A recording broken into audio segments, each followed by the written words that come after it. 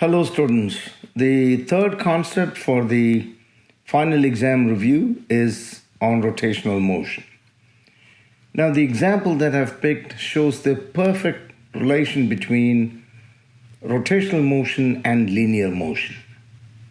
The question talks about a cord wrapped around the rim of a solid cylinder of radius 0.25 meter, and a constant force of 40 Newton is exerted on the cord as shown in the figure.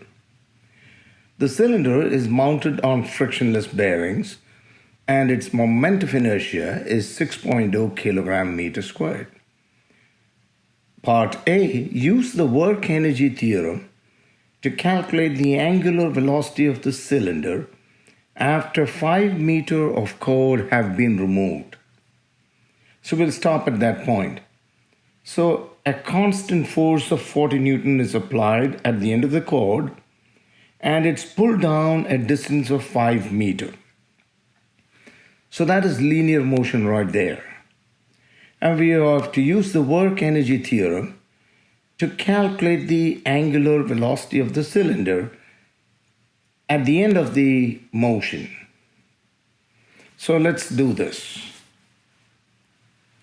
It says use the work energy theorem. So we start with work. Work is torque multiplied by the angle.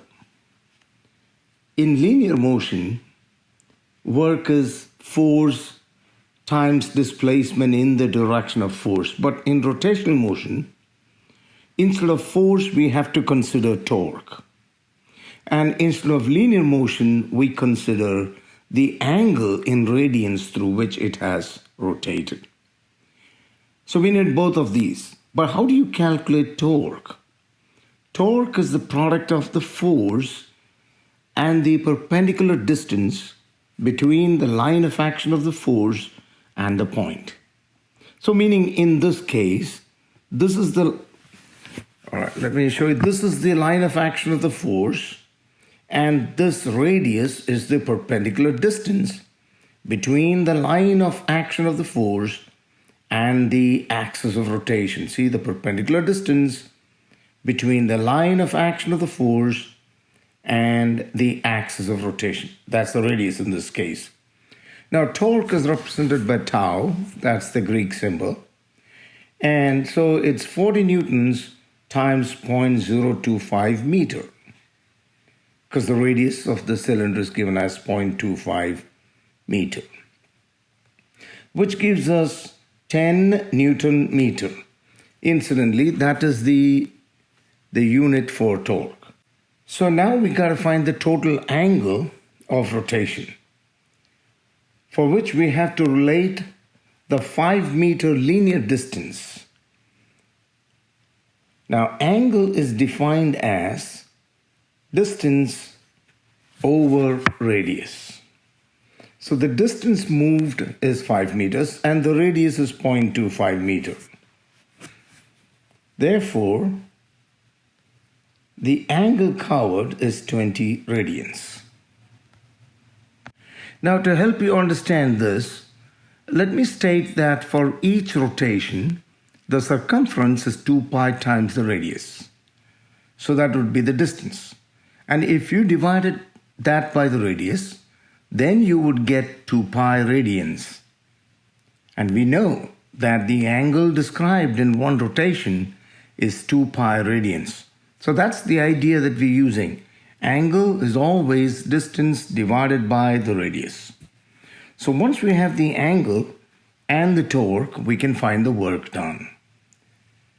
Since they are in proper units, all we got to do is just multiply them. So that's 20 Newton meter times 20.0 radians. That gives the work. So we get the work as 200 Newton meter. Now let us use the work energy theorem. According to the work energy theorem, work done is equal to change in kinetic energy. Work done is equal to change in kinetic energy. We got the work, so we can set that equal to the change in kinetic energy. Now, change in kinetic energy means final kinetic energy minus initial kinetic energy. But in this case, the initial kinetic energy is 0. So work done is equal to final kinetic energy. And the formula for kinetic energy in rotation is 1/2 I omega squared, instead of 1/2 mass times velocity squared, okay? So we have 1/2 I omega squared. Now I is moment of inertia or rotational inertia, which is given as 6.0 kilogram meter squared, and we have to find omega squared. So it's simple math. Make omega the subject and you get the answer is 8.2 radians per second. Now this question has a B part which is very interesting. If the 40 Newton force is replaced by a 40 Newton weight, what is the angular velocity of the cylinder after 5 meters of cord has unwound? So at the onset, it may look like, well, these are both the same, aren't they? Because in the first case, you're applying a force of 40 Newton. In the second case, instead of applying a force, you have a 40 Newton weight. But they are not the same. The reason is, in the first case, somebody is applying a constant 40 Newton force, pulling it down. But in the second case, it is the potential energy of the falling weight that is being used to do work. Now, what's the difference? The difference is that when the 40 Newton weight falls, a part of its potential energy is also converted into its own kinetic energy of linear motion, because it's coming straight down.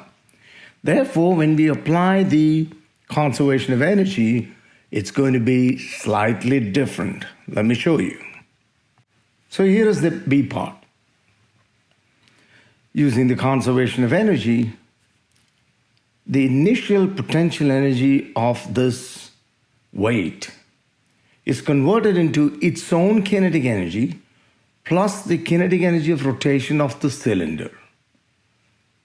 There you go. So that's the idea. You see, this part is its own kinetic energy of linear motion because it's coming straight down. This is the kinetic energy of rotation of the cylinder. And this is the potential energy of this weight. Now, mg is the weight, that is 40 Newton. And height is 5 meters because it's fallen through 5 meters. Now, what is the mass of this object? If the weight of an object is given, to find its mass, all you got to do is divide by 9.8 because weight is mg. So doing that, we can find the mass of the object. We have I, the moment of inertia is given. We're looking for omega, but there's one piece missing. What is the linear velocity of this falling weight at the end of 5 meters? Well, you can connect that to the angular velocity of the cylinder because they are related. Since the faster this goes, the faster this will rotate. So what's the relation between them? The relation between linear and angular velocity is V is equal to R omega. So that's the key.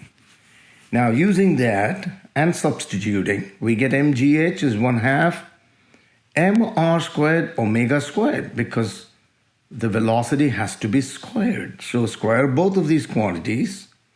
That's what you have there, plus 1/2 I omega squared.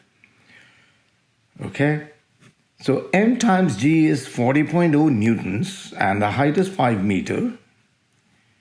And then you have 1/2 times the mass is 40 divided by 9.8, which is how I got 4.08. That's 4.08 kilograms, the mass of the cylinder. Oh, well, I mean the mass of the object.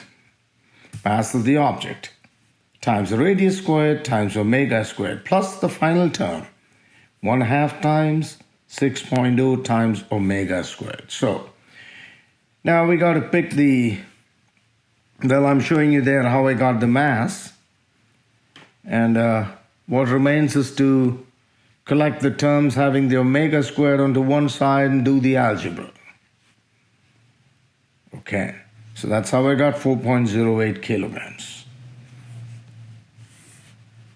So 200, that's what you get on the left side. 200 is equal to, all of this is 0.13 plus 3.0 omega squared from here. And then you add these two, you get 3.13 omega squared. And then divide both sides by 3.13, take the square root, you get 8.0 radians per second. Let's compare the two results. What did we have last time? We had, let me go back, we had 8.2 radians per second. This time we have 8.0 radians per second. Look carefully, it's a little smaller than before. What's the reason? Because in the first case, we were applying a constant force of 40 Newton. But in the second case, the potential energy of that falling mass is not completely converted into the rotational kinetic energy of the cylinder. A part of it is also converted into its own linear kinetic energy. That's why its angular velocity is less. So I hope this makes sense. If this is useful, go ahead and like the video so I can continue making many more before the final exam. Thank you.